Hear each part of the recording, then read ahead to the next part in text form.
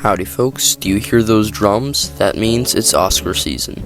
It's time for celebrities to give little golden men to each other, I mean to celebrate this year in movies. This was a great year for film, and this show wasn't bad either. Only 3 things are certain in life: life, death, and the most mid-Jimmy Kimmel monologue every Oscars. He was just simply fine. He's hosted like 4 times now, and they really just need to find someone new to host this show. After like 5 minutes, you just get bored of him. He just gets old really quick. Now let's start talking about some awards, starting with Best Picture going to Oppenheimer. It did look like for a second there that Poor Things might get it. I would have preferred if that happened, but Oppenheimer is a great choice nonetheless. Everyone saw this coming, but it's still great to see Nolan and everyone else get recognized for this. Speaking of, Christopher Nolan also won the Oscar for Best Director. This was really great to see. I'm not even the biggest fan of his films, but this award was still really well deserved. I mean, it's crazy that he hadn't won an Oscar before this. Oppenheimer won 2 acting awards, including Best Actor going to Cillian Murphy. While I was rooting for Paul Giamatti over him, you really can't deny how great his performance was in Oppenheimer. It was great to see him win, and it was genuinely crazy that he had never been nominated before this. While there is a Paul Giamatti holding an Oscar-sized hole in my heart, I can't deny that his little dance he did at the end was more than enough to make up for that. Oppenheimer's other acting award was Best Supporting Actor going to Robert Downey Jr. It wasn't my personal pick, but I'm still very happy he got this. I feel like with most MCU-famed actors, people forget that they can actually act, and this award is a great reminder of that.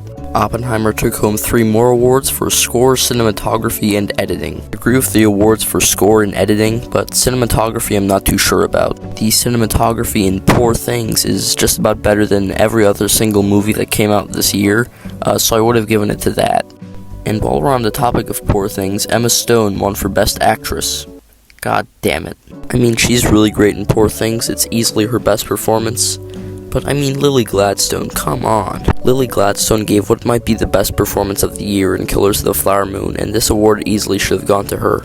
But Poor Things also won 3 more awards for production design, costume design, and makeup and hairstyling. I'm happy with all of those, especially that makeup and hairstyling did not go to Maestro. And I'm just happy that Maestro got absolutely no awards. That just brings me joy. Unsurprisingly, Best Supporting Actress went to Da'Vine Joy Randolph for The Holdovers. This was perhaps the most predictable award of the night and one of the most warranted as well. Her performance in that movie was one of the best of last year.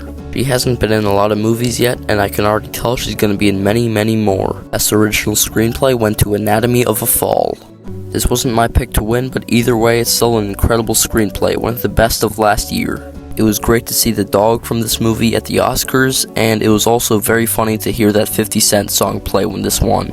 Best Adapted Screenplay going to American Fiction. That's an incredible screenplay, and Cord Jefferson gave a great speech, but this is easily one of the weaker screenplays out of this group of nominees. I think this award should have gone to either Poor Things or Oppenheimer. Best VFX ended up going to Godzilla -1. I was predicting this to win this award, and not to mention the effects are also genuinely incredible to look at, so I'm very happy this won this award. This movie honestly should have been nominated for Best International Film. Speaking of, The Zone of Interest won Best International Film as well as Sound. It was the only international film nominated for Best Picture, so it's no shock that this won Best International, but I'm also very happy it won Sound.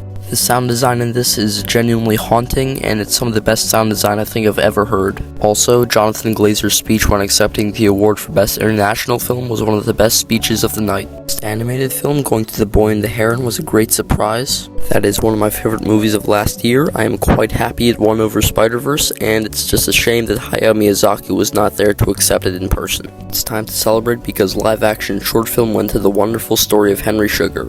That's right, Wes Anderson, one of my favorite directors of all time, has finally won an Oscar. And he wasn't even there. Best Animated Short went to War Is Over, inspired by the music of John Lennon and Yoko Ono. I have not seen any of the animated short films, and I've heard this is the worst one. Best Documentary Short went to The Last Repair Shop. It's not my favorite of the documentary short films, but it's a good choice to win. Best Feature-Length Documentary went to 20 Days in Mariupol. I have not seen this film yet, but the director gave one of the best speeches of the night, and it basically convinced me to go and watch it. Best Original Song went to What Was I Made For from Barbie. This was a great choice to win, and hearing the live performance was also great. I'm going to talk a little bit more about each of the live performances, starting with Wajaji, A Song for My People from Killers of the Flower Moon. This was really cool to hear live, and it sounds almost exactly like it did in the film.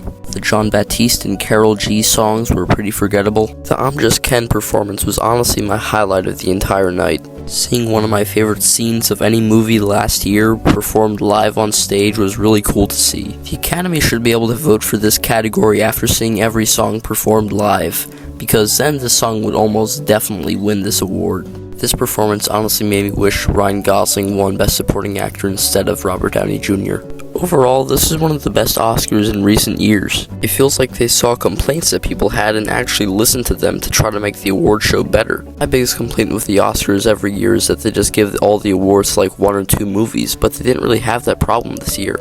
It's not perfect yet though. I mean, Killers of the Flower Moon not getting a single thing is just really disappointing. This whole show was a step in the right direction, and I want to see if they continue this next year.